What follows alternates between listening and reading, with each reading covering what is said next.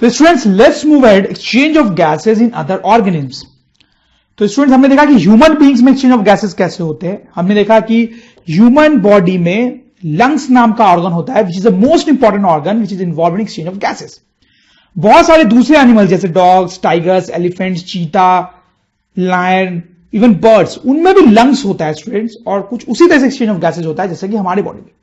लेकिन स्टूडेंट्स कुछ ऐसे ऑर्गेनिज्म होते हैं जिसमें लंग नाम का कोई ऑर्गन होता ही नहीं है। तो आप सोचो उनके बॉडी में एक्सचेंज ऑफ गैसेज कैसे होता होगा। जैसे हमारे बॉडी में होता है वैसे तो नहीं होगा। तो वैसे कुछ ऑर्गेनिज्म्स की बात स्टूडेंट्स हम करने वाले हैं। जैसे कि स्टूडेंट्स हम अमीबा की बात करते हैं। अमीबा बहुत ही सिंपल यूनिसेलुलर ऑर्गेनिज्म होता है, आपको पता ही है, ठीक है। तो ये देखो, ये मैं अमीबा बना रहा हूं। अमीबा बनाना बहुत आसान होता है स्टूडेंट्स, क्योंकि उसका तो रैंडम शेप होता है। तो ये हमने अमीबा बनाया स्टूडेंट्स। ये उसकी बॉडी में साइटोप्लाज्म, ठीक है, ये उसका बॉडी का न्यूक्लियस,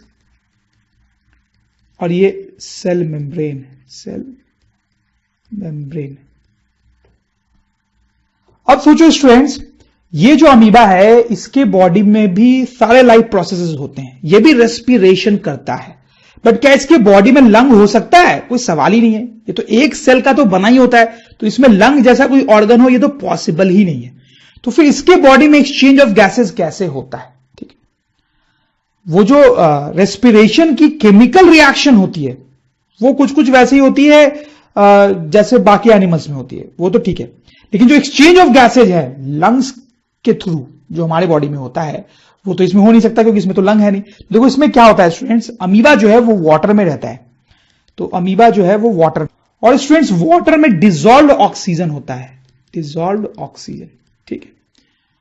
चाहे वो सी का वाटर हो, लेक का वाटर हो, रिवर का वाटर हो, ओशन का, उसमें हमेशा डिसॉल्व ऑक्सीजन तो रहता ही है स्टूडेंट्स। अब देखो क्या है कि अमीबा के बाहर जो वाटर है उसमें डिसॉल्व ऑक्सीजन है, लेकिन अमीबा के बॉडी के अंदर तो ऑक्सीजन है नहीं स्टूडेंट्स। तो इसका मतलब है स्टूडेंट्स कि बाहर ऑक्सीजन का हाई कंसेंट्रेशन है, अंदर ऑक्सीजन का लो कंसेंट्रेशन है, ठीक है स्टूडेंट्स। अब डिफ्यूजन क्या होता है मैंने आपको बताया था ना, याद आ रहा है आपको?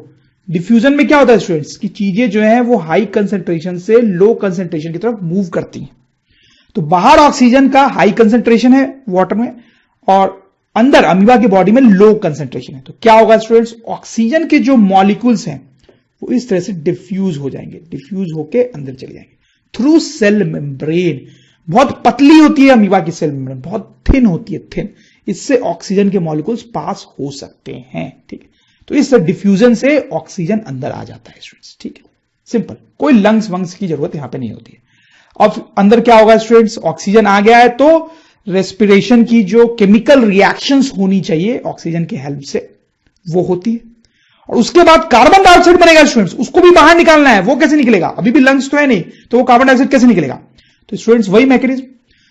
अब यहां पे अंदर केमिकल रिएक्शन हुई, कार्बन डाइऑक्साइड बना, तो इसका मतलब है कि अंदर कार्बन डाइऑक्साइड का स्टूडेंट्स हाई कंसेंट्रेशन हो गया, ठीक है, क्योंकि कार्बन डाइऑक्साइड बनाया, जबकि बाहर कार्बन डाइऑक्साइड का लो कंसेंट्रेशन होगा।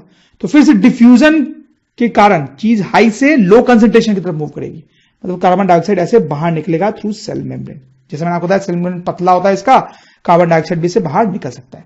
तो इस तरीके से अमीबा में बहुत ही सिंपल तरीके से एक्सचेंज ऑफ गैसेज होता है through diffusion through cell membrane. Oxygen अंदर अभी आता है डिफ्यूजन से, और फिर कार्बन डाइऑक्साइड बाहर भी जाता है डिफ्यूजन के ही थ्रू वाया सेल मेम्ब्रेन।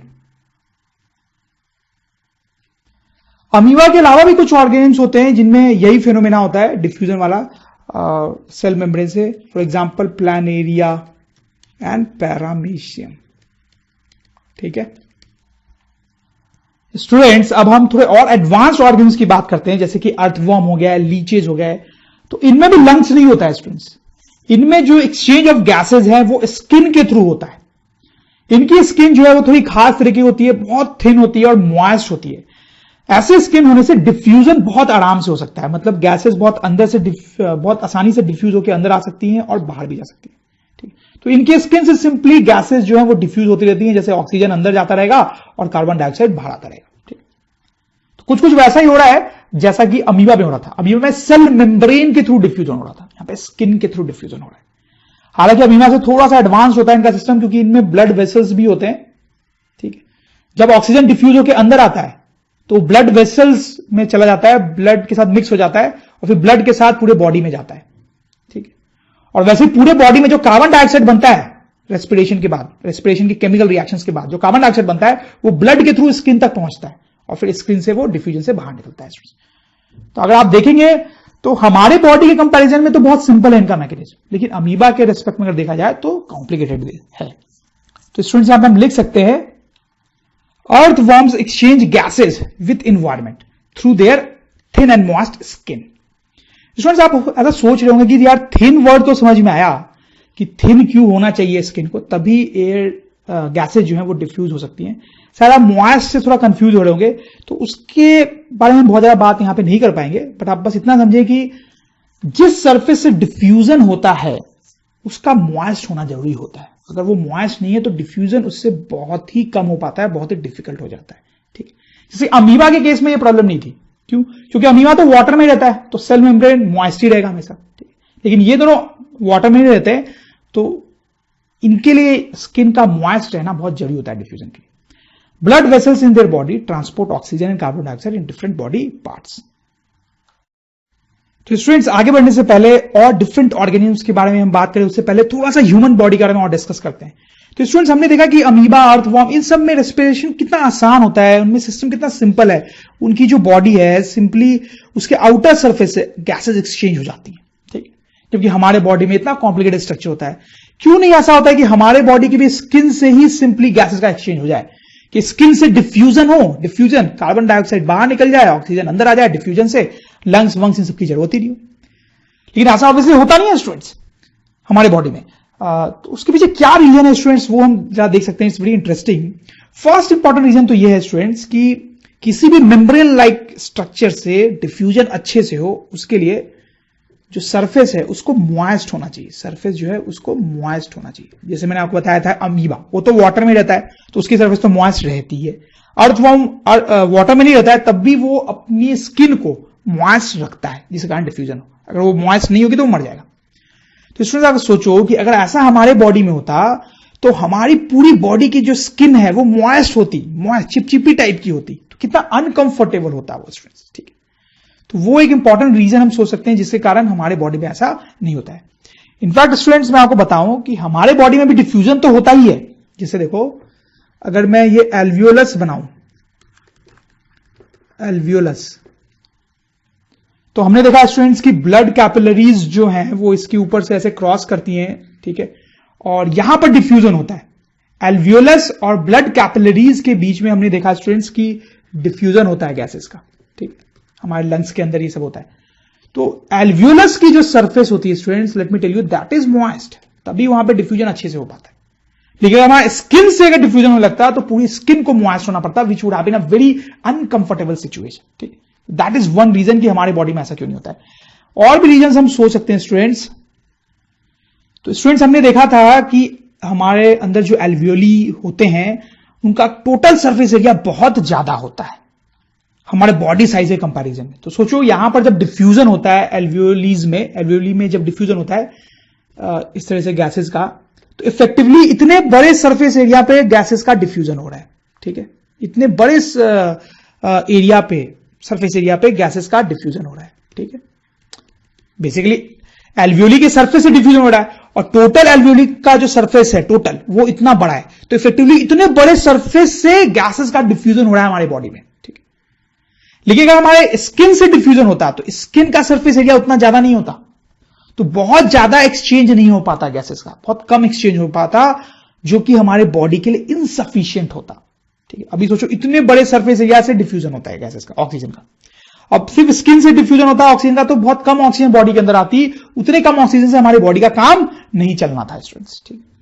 तो ये दूसरा रीजन है कि हमारे स्किन से डिफ्यूजन नहीं होता है ऑक्सीजन का, इतना सिंपल प्रोसेस हमें नहीं है। जबकि अमीबा की हम बात करें तो अमीबा तो छोटा सा होता है बहुत, ठीक है, उसको बहुत कम एनर्जी चाहिए होती है, तो बहुत कम ऑक्सीजन चाहिए होता है, तो डिफ्यूजन से भी उसका काम चल जाता है। अर्थवॉर्म भी हमारे बॉडी कंपेरिजन में कितना छोटा होता है, तो उसको भी ज्यादा ऑक्सीजन नहीं चाहिए होता है, हमें ज्यादा ऑक्सीजन चाहिए होता है, तो हमें वो फंडा काम नहीं करेगा स्टूडेंट्स। तीसरा एक और पॉइंट हम यहां पे बोल सकते हैं स्टूडेंट्स कि जैसे देखो अगर हम अमीबा की बात करें, अमीबा की, तो उसमें ऑक्सीजन जो है वो डिफ्यूजन से अंदर आता है और फिर वो डिफ्यूजन से अंदर आने के बाद बॉडी के डिफरेंट पार्ट्स में भी डिफ्यूजन से ही पहुंचता है। यहां पे पहुंचा डिफ्यूजन से, फिर और अंदर भी वो डिफ्यूजन से ही जाता है। ठीक, लेकिन क्या होता है स्टूडेंट्स कि डिफ्यूजन से जब गैस ट्रैवल करती है तो बहुत धीरे धीरे ट्रैवल करती है, बहुत धीरे धीरे ट्रैवल करती है।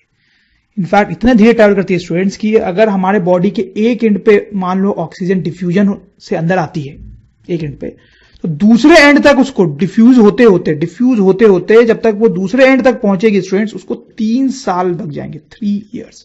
ठीक है, तब तक तो हम मर चुके हैं स्टूडेंट्स। ठीक, तो हमारे बॉडी के अंदर गैस डिफ्यूजन से ट्रैवल करे जैसे कि अमीबा में होता है, वो तो पॉसिबल ही नहीं है, because it will take lots and lots of time. In fact आप देखो स्टूडेंट्स की जो अर्थवॉर्म्स होते हैं, अर्थवॉर्म्स उनमें भी डिफ्यूजन से सिर्फ गैसेज स्किन के अंदर बाहर करती हैं, बॉडी के अंदर डिफ्यूजन से ट्रैवल नहीं करती हैं, क्योंकि वो बहुत स्लो प्रोसेस होगा। उनमें ब्लड कैपिलरीज के हेल्प से ट्रैवल करती है अंदर। अमीबा में प्रॉब्लम नहीं आती, क्योंकि ये तो एक सिंगल सेल होता है, इतना छोटा होता है, ठीक है, कि भले गैस डिफ्यूजन से धीरे धीरे ट्रैवल करे, वो बॉडी के सारे पार्ट्स में पहुंच ही जाती है। तो किसी भी बड़े एनिमल में, सिग्निफिकेंटली बड़े एनिमल में डिफ्यूजन से गैस अंदर ट्रैवल नहीं कर सकती, ठीक है, क्योंकि it will take lots and lots of time. जबकि सिंपल ऑर्गेनिज्म में डिफ्यूजन से ही अंदर जाती है, डिफ्यूजन से ही ट्रैवल कर सकती है। तो तीनों पॉइंट्स को थोड़ा लिख लेते हैं। फर्स्ट पॉइंट तो आप लिख लेंगे कि स्किन को मॉइस्ट होने की जरूरत है। सेकेंड पॉइंट में स्टूडेंट्स हम लिख सकते हैं कि if gases diffuse through skin in humans,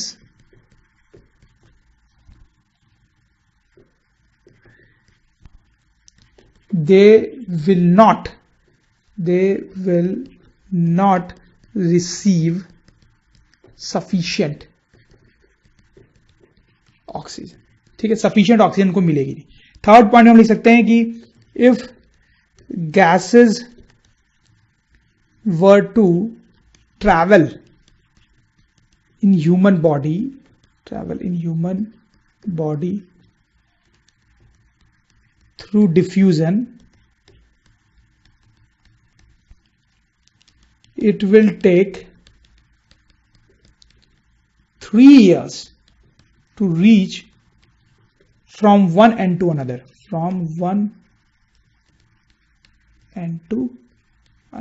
ठीक है, बहुत लंबा टाइम लेगी। ठीक है, तो इसलिए स्टूडेंट्स हमें कॉम्प्लिकेटेड सिस्टम्स होते हैं, हमें विंड पाइप, ब्लड कैपिलरीज, ये सब होती हैं ऑक्सीजन को एक जगह से दूसरे जगह तक जल्दी जल्दी ले जाने के लिए। तो स्टूडेंट्स अब देखते हैं कि फिशेस में रेस्पिरेशन कैसे होता है। उनमें लंग्स जैसी कोई चीज वंस अगेन नहीं होती है, बट उनमें रेस्पिरेशन सिस्टम थोड़ा कॉम्प्लिकेटेड होता है। आप समझ सकते हैं फिशेस जो है वो बहुत एडवांस्ड ऑर्गेनिज्म्स होते हैं। उनमें एक स्ट्रक्चर होता है जिसको बोलते हैं gills, which is actually responsible for respiration. देखो ये गिल्स कहां होता है इनके बॉडी में, ये फ्लैप टाइप एक स्ट्रक्चर आपको दिख रहा होगा, ये बाहर थोड़ा सा मूव कर सकता है। ठीक है, जब फिश रेस्पिरेशन करती है तो ये थोड़ा सा बाहर की तरफ मूव करता है, इसको गिल कवर बोलते हैं। इसके पीछे, इस गिल कवर के पीछे स्टूडेंट्स कुछ इस टाइप के रेडिश स्ट्रक्चर्स होते हैं जिनको गिल्स बोला जाता है। ठीक है, इस फ्लैप को उठा के भी अगर हम देखेंगे तो ये रेड रेड स्ट्रक्चर्स हमें दिखाई देते हैं स्टूडेंट्स। फिर क्या होता है स्टूडेंट्स कि इन गिल्स तक बहुत सारी ब्लड कैपिलरीज या ब्लड वेसल्स आते हैं। ठीक है, फिर वो ऑब्वियसली डिफरेंट बॉडी पार्ट्स में भी जाते होंगे। अब देखो स्टूडेंट्स क्या होता है कि फिश तो वाटर में रहती है और ये जो वाटर उसके अराउंड होता है उसमें डिसॉल्व ऑक्सीजन होता है। तो फिश को यही डिसॉल्व ऑक्सीजन यूज करना होता है जो वाटर में डिसॉल्व है। तो फिश अपने माउथ से वाटर को अंदर लेती है, माउथ का भी यूज करती है वो रेस्पिरेशन में, माउथ से वाटर को अंदर लेती है। और आप समझ रहे हैं कि ये जो वाटर अंदर जा रहा है स्टूडेंट्स उसमें ऑक्सीजन है, बस उस ऑक्सीजन को निकालने की जरूरत है। तो वो जो वाटर है स्टूडेंट्स वो गिल्स से होता हुआ बाहर निकल जाता है, इन गिल्स से होता हुआ बॉडी से बाहर निकल जाता है। लेकिन जब वो गिल्स से पास हो रहा होता है तब सारी एक्टिविटी होती है। जब ये वाटर गिल्स से पास हो रहा होता है तो इससे ऑक्सीजन बाहर निकल जाता है, गिल्स उससे ऑक्सीजन बाहर निकाल लेती है और उसको ब्लड वेसल्स में डाल देती है। ठीक है, समझ लो, जब ये वाटर जो है वो गिल्स से क्रॉस कर रहा होता है तो इससे ऑक्सीजन निकल जाता है, गिल्स में जाता है और फिर वो ब्लड वेसल्स में चला जाता है, फिर ब्लड वेसल्स की हेल्प से तो बॉडी के सारे पार्ट्स में चला जाएगा। एट द सेम टाइम क्या होता है, ये जो blood vessels carbon dioxide collect करके लाते हैं बॉडी के डिफरेंट पार्ट से, ब्लड वेसल्स, वो कार्बन डाइऑक्साइड ये गिल्स जो है वो इस वाटर में डाल देती है, ठीक है, इस वाटर में डाल देती है। तो आप समझ गए होंगे स्टूडेंट्स क्या होता है कि वाटर जो है वो ऑक्सीजन लेके आता है, गिल्स उस ऑक्सीजन को निकाल के ब्लड वेसल्स में डाल देती है। At the same time carbon dioxide जो बॉडी से बाहर निकालना है उसको इस वाटर में भी डाल देती है। तो जब ये वाटर बाहर जाता है तो उसमें क्या होता है स्टूडेंट्स, कार्बन डाइऑक्साइड। तो ऑक्सीजन लेके आता है वाटर अंदर और फिर कार्बन डाइऑक्साइड लेके बाहर चला जाता है। तो हो गया ना काम। तो इस तरह से फिशेस में रेस्पिरेशन होता है स्टूडेंट्स। इसके 2-3 जो इंपॉर्टेंट स्टेप्स है वो हम लिख लेंगे। तो fish engulfs water through mouth and ejects it out through gills, ठीक है, हमने देखा when water passes through gills oxygen is extracted from it and carbon dioxide is mixed with it. Thus incoming water brings oxygen and outgoing water takes away carbon dioxide. ठीक है students. तो students और कुछ बातें करते हैं। ये तो आपको पता ही है कि मछली जल की रानी है, जीवन उसका पानी है, हाथ लगाओ डर जाएगी, बाहर निकालो मर जाएगी। फिश को जो हम बाहर निकालते हैं स्टूडेंट्स तो वो मर जाती है। Fish dies outside water even though oxygen is present in air. होता क्या है स्टूडेंट्स कि फिश को जब हम बाहर निकालते हैं पानी से तो वो रेस्पिरेशन नहीं कर पाती है, उसको ऑक्सीजन नहीं मिल पाता है, जिसके कारण वो मर जाती है। देखा जाए तो ये अजीब सी बात है स्टूडेंट्स, क्योंकि ऑक्सीजन जो है वो तो हवा में भी है। जब हम इसको बाहर निकालते हैं हवा में तो हवा भी ऑक्सीजन है, वो उस ऑक्सीजन को उसको ले लेना चाहिए और मरना नहीं चाहिए, बट ऐसा नहीं होता है। उसका कारण क्या है students, gills of fish are made to work in water not air. Fish के जो गिल्स होते हैं वो पानी में अच्छे से वर्क करते हैं, लेकिन हवा में ठीक से वर्क नहीं करते। तो पानी में वो अच्छे से वर्क करते हैं और पानी में जो डिजॉल्व ऑक्सीजन होता है वो फिश को सप्लाई करा देते हैं। लेकिन जब वही गिल्स हवा में आते हैं, जब फिश को बाहर निकालते हैं पानी से, तो फिर वो हवा का ऑक्सीजन ले नहीं पाते हैं स्टूडेंट्स। तो आपको समझ में आया कि फिश क्यों बाहर मर जाती है। उसी तरह से देखा जाए स्टूडेंट्स तो ह्यूमन बींग्स अगर पानी के अंदर जाएं और बहुत देर रहें तो वो मर जाएंगे। क्यों स्टूडेंट्स, क्योंकि उनके अंदर जो लंग्स होता है वो हवा से ऑक्सीजन लेने के लिए बना हुआ है, पानी के अंदर वो ठीक से ऑक्सीजन नहीं ले सकता। Their lungs are made to work in air not water. तो स्टूडेंट्स वेरी इंटरेस्टिंगली फिश का जो गिल्स होते हैं वो सिर्फ पानी से ऑक्सीजन निकाल सकते हैं और हमारे बॉडी में जो लंग्स होते हैं वो सिर्फ हवा से ऑक्सीजन ले सकते हैं। इसीलिए तो स्टूडेंट्स जब लोग अंडर वाटर जाते हैं बहुत देर के लिए तो आप देखो ये सब इंस्ट्रूमेंट्स लगा के जाते हैं, ठीक है। इसकी जरूरत इसलिए पड़ती है क्योंकि डायरेक्ट अगर आदमी चला जाएगा तो वो रेस्पिरेशन नहीं कर पाएगा। पीछे एक टैंक होता है स्टूडेंट्स, इस टैंक में एयर होती है, काफी ऑक्सीजन होता है इसमें बहुत ज्यादा। वो टैंक की एयर आदमी के नोज और माउथ में से सप्लाई की जाती है, ठीक है। तो देखो एयर सप्लाई की जा रही है उसको, क्योंकि आदमी का जो लंग है वो एयर से ही ऑक्सीजन ले सकता है, वाटर से नहीं ले सकता है, ठीक है स्टूडेंट्स। लेकिन स्टूडेंट्स आपने कुछ फ्रॉग्स ऐसे देखे होंगे जो कि पानी में भी रह सकते हैं आराम से और लैंड पे भी रह सकते हैं। एम्फीबियंस बोलते हैं उनको, एम्फीबियंस, ठीक। जबकि फिश जो है वो सिर्फ पानी में रह पा रही थी, हम जो है सिर्फ एयर में रह पाते हैं, लेकिन ये दोनों जगह पे रह पाते हैं। तो ऑब्वियसली इनका बॉडी डिजाइन ऐसा होता है कि ये वाटर और लैंड दोनों में ही रेस्पिरेशन कर सकते हैं। जैसे अगर हम फ्रॉग्स की बात करें तो फ्रॉग्स में लंग्स होते हैं, ठीक है, ताकि वो एयर में जब हो तो रेस्पिरेशन कर सके, उनको ऑक्सीजन मिले और वो जिंदा रहें, ठीक है। फिर उनमें दूसरा मैकेनिज्म भी होता है, जब वो पानी के अंदर जाते हैं, पानी के अंदर, ठीक है, वाटर के अंदर, तब तो उनके लंग्स काम करने नहीं है। तो पानी के अंदर जब वो जाते हैं तो इनका ये जो स्किन होता है, देखो अब मॉइस्ट स्किन है, ये जो स्किन है इनके थ्रू गैसेस का एक्सचेंज होता है, डिफ्यूजन होता है, ठीक है। तो पानी में भी उनमें रेस्पिरेशन हो रहा होता है, लेकिन वो लंग्स के थ्रू नहीं होता है, diffusion through skin, diffusion through skin. तो इनमें दो मैकेनिज्म होता है, एक पानी के लिए अलग that is diffusion through skin, और बाहर के लिए अलग मतलब लंग्स होते हैं जो जैसे हमारे में होते हैं कुछ कुछ वैसे। चलो स्टूडेंट्स एक छोटा सा क्वेश्चन मैं आपसे पूछता हूं, rate of breathing. Rate of breathing आप समझते हैं कितने जल्दी जल्दी सांस ली जा रही है। तो जो फिशेज हैं या पानी में रहने वाले एक्वेटिक एनिमल्स हैं, एक्वेटिक, उनमें रेट ऑफ ब्रीदिंग ज्यादा होती है, या फिर ह्यूमन बींग्स, लायन, टाइगर्स, ये जो टेरेस्ट्रियल एनिमल्स हैं, टेरेस्ट्रियल एनिमल्स, उनमें रेट ऑफ ब्रीदिंग ज्यादा होती है? क्या लगता होगा, हम ज्यादा जल्दी जल्दी सांस लेते होंगे या फिशेज ज्यादा जल्दी सांस लेते होंगे? सोच सकते हैं आप स्टूडेंट्स। देखो स्टूडेंट मैं आपको बताता हूं, फिशेस या जो एक्वेटिक एनिमल्स होती हैं उनमें रेट ऑफ ब्रीदिंग ज्यादा होती है, और जो टेरेस्ट्रियल एनिमल्स होते हैं उनमें रेट ऑफ ब्रीदिंग कम होती है। ऐसा क्यों होता है स्टूडेंट्स? देखो हमारे इर्द गिर्द जो एयर होती है स्टूडेंट्स, उसमें 21% ऑक्सीजन है, मतलब बहुत ज्यादा अमाउंट में ऑक्सीजन है। लेकिन फिशेस जो वाटर में रहती है, उस वाटर में डिसॉल्व ऑक्सीजन होता है, लेकिन बहुत कम डिसॉल्व ऑक्सीजन होता है, less dissolve oxygen, less dissolve oxygen, उसमें बहुत कम डिसॉल्व ऑक्सीजन होता है। ठीक है, तो स्टूडेंट्स आप सोच सकते हो, जब फिश एक बार ब्रीथ करेगी तो वाटर अंदर जाएगा, लेकिन उसके साथ बहुत कम अमाउंट में ऑक्सीजन जा रहा है, क्योंकि उसमें कम ही ऑक्सीजन है। लेकिन एट द सेम टाइम जब हम ब्रीथ करेंगे स्टूडेंट्स, तो क्या होगा?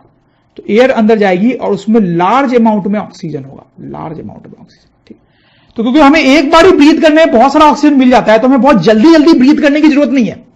लेकिन फिशेस को एक बार में बहुत कम ऑक्सीजन मिलता है, तो उनको बहुत जल्दी जल्दी ब्रीदिंग करनी पड़ती है। इसलिए एक्वेटिक एनिमल्स में रेट ऑफ ब्रीदिंग बहुत ज्यादा होती है कंपेयर टू टेरेस्ट्रियल एनिमल्स। तो स्टूडेंट्स हम लिख सकते हैं कि rate of breathing is higher in aquatic animals compare to terrestrial animals because oxygen present in water is much lesser than present in air. ठीक है स्टूडेंट्स, आपको समझ में आ रही बात? बहुत सिंपल सी बात है। तो स्टूडेंट्स एनिमल्स की काफी बात की हमने, अब देखते हैं कि एक्सचेंज ऑफ गैसेस प्लांट्स में कैसे होता है। तो स्टूडेंट्स ये बात तो हमने पहले ही की है कि प्लांट्स में एरोबिक रेस्पिरेशन वाली केमिकल रिएक्शन होती है। तो इसका मतलब है स्टूडेंट्स कि प्लांट्स में भी जब रेस्पिरेशन होता है तो उसके लिए उनको ऑक्सीजन लेना पड़ता है, और वो प्लांट्स जो है वो कार्बन डाइऑक्साइड इजेक्ट करते होंगे एटमॉस्फेयर में। ठीक, एटमॉस्फेयर। तो प्लांट्स भी क्या करते हैं स्टूडेंट्स? रेस्पिरेशन करते टाइम, ध्यान दें, रेस्पिरेशन करते टाइम एटमॉस्फेयर से ऑक्सीजन लेते हैं और एटमॉस्फेयर को कार्बन डाइऑक्साइड रिटर्न करते हैं। अब ये एक्सचेंज ऑफ गैसेस प्लांट्स और एटमॉस्फेयर के बीच में कैसे होता है, that is what we want to see. तो स्टूडेंट्स ये जो एक्सचेंज ऑफ गैसेस होता है वो डिफ्यूजन के थ्रू होता है। जो सिंपल मैकेनिज्म है एक्सचेंज ऑफ गैसेस का, डिफ्यूजन वाला, उसके थ्रू होता है। अब देखिए प्लांट की तो पूरी की पूरी जो बॉडी है उसमें हर जगह ही ऑलमोस्ट डिफ्यूजन होता रहता है। जैसे आप देखें लीफ जो होता है स्टूडेंट्स, उसमें हमने देखा कि स्टोमेटा होता है, पहले हमने पढ़ा है। इनफैक्ट जो सॉफ्ट स्टेम होता है, ग्रीन रंग का सॉफ्ट स्टेम, उसके सरफेस पे भी स्टोमेटा होता है, और इस स्टोमेटा के थ्रू गैसेस एक्सचेंज होती है रेस्पिरेशन में। कैसे गैसेस एक्सचेंज होंगी रेस्पिरेशन में? ऑक्सीजन अंदर लिया जाएगा, ठीक है, इसको स्टोमेटा से, और कार्बन डाइऑक्साइड बाहर छोड़ा जाएगा स्टूडेंट्स। ठीक है, डिफ्यूजन का मैकेनिज्म होता है यहां पे। ठीक, तो प्लांट्स के जो लीफ होते हैं या फिर जो सॉफ्ट स्टेम होते हैं उसमें स्टोमेटा होता है, जिनके होल्स के थ्रू ऑक्सीजन और कार्बन डाइऑक्साइड डिफ्यूज करते हैं रेस्पिरेशन के दौरान। फिर स्टूडेंट्स इस तरह के स्टेम्स भी होते हैं। क्या आपको लगता है इस तरह के जो स्टेम्स होते हैं हार्ड वाले, उसमें स्टोमेटा होता होगा? सोच के आपको लगता होगा नहीं ऐसा नहीं है। हाँ बिल्कुल ऐसा है स्टूडेंट्स कि ये जो हार्ड स्टेम होता है उसके सरफेस पे स्टोमेटा नहीं होता है, सॉफ्ट वाले के पे होता है। तो इसके सरफेस पे दूसरी चीज होती है जिसको बोलते हैं लेंटिकल्स, LENTICLS, लेंटिकल्स। तो स्टूडेंट्स यहाँ पे देखिए, यहाँ पे जो बार्क होता है उसके बीच में आपको गैप सा दिखाई दे रहा होगा, तो ये जो गैप है वही यहाँ पे बनाया गया है, इसको लेंटिकल्स बोलते हैं। तो आप समझ ही गए होंगे कि इनके थ्रू भी गैसेस का एक्सचेंज होता है फॉर रेस्पिरेशन। ऑक्सीजन अंदर लिया जाता है एरोबिक रेस्पिरेशन के लिए, और कार्बन डाइऑक्साइड बाहर छोड़ा जाता है। तो लीफ भी पार्ट ले रहा है, स्टेम भी पार्ट ले रहा है, तो रूट बचा, वो क्यों फिर पीछे रहेगा? उसमें भी डिफ्यूजन होता है स्टूडेंट्स। अब देखें ये रूट है और उससे ये पतले पतले हेयर्स निकलते हैं स्टूडेंट्स। ठीक, देखो स्टूडेंट्स क्या होता है कि रूट तो सॉइल में होता है, तो आप सोच रहे हो सॉइल में तो एयर होती नहीं है, ऐसा नहीं है स्टूडेंट्स। सॉइल भी जो होती है, सॉइल के पार्टिकल्स के बीच में भी एयर फंसी होती है, एयर मॉलिक्यूल्स फंसे होते हैं। ठीक है, सॉइल में भी कुछ एयर मॉलिक्यूल्स, कुछ नहीं काफी एयर मॉलिक्यूल्स फंसे हुए होते हैं स्टूडेंट्स, और उनमें ऑक्सीजन, कार्बन डाइऑक्साइड सब कुछ होता है। तो उनमें जो ऑक्सीजन मॉलिक्यूल्स होते हैं वो डिफ्यूज होकर अंदर जाते हैं। ठीक है, और जो कार्बन डाइऑक्साइड मॉलिक्यूल बनता है रेस्पिरेशन से प्लांट के अंदर, वो इनसे बाहर आता है। ठीक है, तो इस तरह से हेयर रूट्स भी डिफ्यूजन के थ्रू गैसेस अंदर बाहर करते हैं ड्यूरिंग रेस्पिरेशन। तो आप देख सकते हैं प्लांट में तो ऑलमोस्ट सारा का सारा पार्ट ही डिफ्यूजन में लगा हुआ है रेस्पिरेशन के लिए गैसेस को अंदर बाहर करने में। जैसे स्टूडेंट्स मैं आपको बताऊं रूट से रिलेटेड एक इंटरेस्टिंग बात, प्लांट्स में die in excessive water in soil. अगर सॉइल में पानी बहुत ज्यादा हो, मतलब सपोज करो वाटर लॉगिंग हो गई और यहां पे पानी जम गया, बारिश के टाइम में वाटर लॉगिंग खूब पानी जम गया, तो भी स्टूडेंट्स आप देखते होंगे कई बार जो प्लांट्स है उनकी डेथ हो जाती है। तो सोचने में अजीब लगता है कि प्लांट्स को तो वाटर की जरूरत होती है, लेकिन ये क्या हो रहा है कि ज्यादा पानी है तो प्लांट्स मर ही गए। ऐसा क्यों होता है स्टूडेंट्स? क्या होता है कि अगर पानी बहुत ज्यादा जैसे जमा हो जाए तो सॉइल के बीच में ये जो एयर होती है वो एयर नहीं रहती है, उसकी जगह भी पानी ही भर जाएगा। आप सोच सकते हैं ऐसा हो सकता है। ठीक है, अगर बहुत पानी ज्यादा एक्यूमुलेट हो गया है तो सॉइल के अंदर जो एयर मॉलिक्यूल्स हैं वो नहीं रहते हैं, उनकी जगह वाटर ले लेता है। वाटर ले लेता है तो अंदर अब ऑक्सीजन तो रही नहीं, तो रूट्स के थ्रू जो रेस्पिरेशन हो रहा था वो बंद हो जाता है। ठीक है, तो स्टूडेंट्स हम इसको लिख सकते हैं, in excessive water no air may be present, no air may be present between soil particles।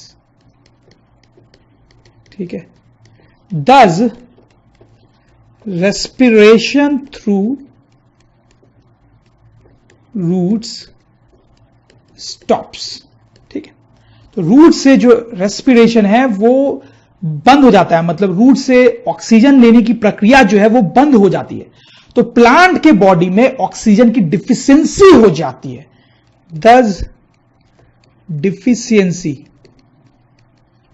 Of oxygen is created in plants body. लेकिन स्टूडेंट्स प्लांट्स को तो एनर्जी चाहिए, लेकिन उसकी बॉडी में अब ऑक्सीजन की डिफिशियंसी हो गई है, तो क्या होता है अब प्लांट्स की बॉडी में एनएरोबिक रेस्पिरेशन चालू हो जाता है। समझ रहे हो स्टूडेंट्स? क्योंकि प्लांट के बॉडी को तो एनर्जी चाहिए, लेकिन अब ऑक्सीजन कम मिल पा रहा है तो एरोबिक रेस्पिरेशन भी कम होगा, तो एनर्जी कम मिलेगी। तो उस एनर्जी की भरपाई करने के लिए एनएरोबिक रेस्पिरेशन भी चालू हो जाता है प्लांट्स में, और उस एनएरोबिक रेस्पिरेशन में अल्कोहल नाम का एक कंपाउंड बनता है जो प्लांट के लिए हार्मफुल होता है और वो प्लांट की जान भी ले सकता है स्टूडेंट्स। तो आप देख सकते हैं बड़ी इंटरेस्टिंग सी बात है कि ज्यादा पानी में प्लांट मर भी सकता है। क्यों मर सकता है स्टूडेंट्स? हम रिपीट करते हैं, ज्यादा पानी होगा तो सॉइल के अंदर की हवा खत्म हो जाएगी, वहां पानी भर जाएगा, तो रूट्स के थ्रू जो ऑक्सीजन अंदर जा रहा था वो नहीं जाएगा, तो प्लांट के बॉडी में ऑक्सीजन की कमी हो जाएगी, तो प्लांट को ऑक्सीजन कम मिल रहा है तो एरोबिक रेस्पिरेशन भी कम होगा, तो एरोबिक रेस्पिरेशन कम हो रहा है तो एनर्जी कम मिल रही है प्लांट को, तो एनर्जी की भरपाई करने के लिए एनएरोबिक रेस्पिरेशन चालू हो जाएगा प्लांट की बॉडी में, जिसमें अल्कोहल बनता है जो प्लांट को मार सकता है। स्टूडेंट्स समझ में आई आपको बात? ठीक है, चलो स्टूडेंट्स एक और बड़ी इंटरेस्टिंग सी बात हम देखते हैं। देखो, डे का टाइम हो या नाइट का टाइम हो, रेस्पिरेशन जो है प्लांट में वो तो वैसे ही चलता रहता है। कैसे? रेस्पिरेशन में ऑक्सीजन अंदर, देखो ध्यान रखें, जैसे हमारी बॉडी में होता है वैसे हो रहा है, ऑक्सीजन अंदर कार्बन डाइऑक्साइड बाहर, ऑक्सीजन अंदर कार्बन डाइऑक्साइड बाहर। लेकिन स्टूडेंट्स शायद आप सोच भी रहे होंगे, प्लांट के बॉडी में तो एक और बहुत इंपॉर्टेंट प्रोसेस होता है, दैट इज फोटोसिंथेसिस। लेकिन वो सिर्फ डे टाइम में होता है, नाइट के टाइम में तो नहीं होता है, कोई डाउट की बात नहीं है इसमें। और स्टूडेंट्स फोटोसिंथेसिस जब डे के टाइम में होता है तो उसमें गैसेस के एक्सचेंज कैसे होते हैं आप ध्यान करें। फोटोसिंथेसिस में ऑक्सीजन बनता है, प्लांट उस ऑक्सीजन को बाहर निकालता है, उसी को तो हम सांस लेते हैं, वही तो ब्रीद इन करते हैं, राइट स्टूडेंट्स। फोटोसिंथेसिस जो होता है उसमें जब वो दिन में होता है सनलाइट के प्रेजेंस में, तो प्लांट ऑक्सीजन बाहर निकालता है और कार्बन डाइऑक्साइड अंदर लेता है। प्लीज नोट, रेस्पिरेशन में स्टूडेंट्स और फोटोसिंथेसिस में गैसेस का एक्सचेंज अलग तरीके से हो रहा है। रेस्पिरेशन में ऑक्सीजन अंदर जा रहा है और कार्बन डाइऑक्साइड बाहर आ रहा है, फोटोसिंथेसिस में कार्बन डाइऑक्साइड अंदर जा रहा है और ऑक्सीजन बाहर आ रहा है, उल्टा हो रहा है। ठीक है, उल्टा हो रहा है। दोनों में होता है स्टोमेटा के थ्रू ही, अगर लीफ की बात करें तो दोनों एक्सचेंज स्टोमेटा के थ्रू ही होता है। तो स्टूडेंट्स आप देख सकते हैं कि क्या होता है कि डे के टाइम में नेट रिजल्ट ये आता है कि प्लांट से ऑक्सीजन बाहर निकलता है। ठीक है, क्योंकि फोटोसिंथेसिस से जो गैसेस का एक्सचेंज होता है वो ज्यादा होता है। आप देख सकते हैं 2 एरो मैंने बनाए हैं, लेकिन रेस्पिरेशन से जो एक्सचेंज होता है वो कम होता है। ठीक, तो कम ऑक्सीजन रेस्पिरेशन से आया और ज्यादा बाहर निकला, तो नेट क्या हुआ? बाहर निकला। वैसे नेट कार्बन डाइऑक्साइड अंदर आता है। ठीक, तो स्टूडेंट्स डे टाइम में प्लांट से नेट ऑक्सीजन बाहर निकलता है और कार्बन डाइऑक्साइड अंदर जाता है, जबकि नाइट टाइम में नेट ऑक्सीजन अंदर जाता है और कार्बन डाइऑक्साइड बाहर निकलता है, क्योंकि अभी तो फोटोसिंथेसिस हो ही नहीं रहा है। तो this is a very interesting fact students, कि दिन में नेट, अगर आप खड़े हो प्लांट के बाहर नेट, तो नेट आपको ऑक्सीजन बाहर आते हुए दिखेगा, ठीक है। और अगर रात के टाइम आप प्लांट के बगल में खड़े हो तो आपको ऑक्सीजन नेट अंदर जाता हुआ दिखाई देगा, ठीक है स्टूडेंट्स। तो these are some important things related to plant.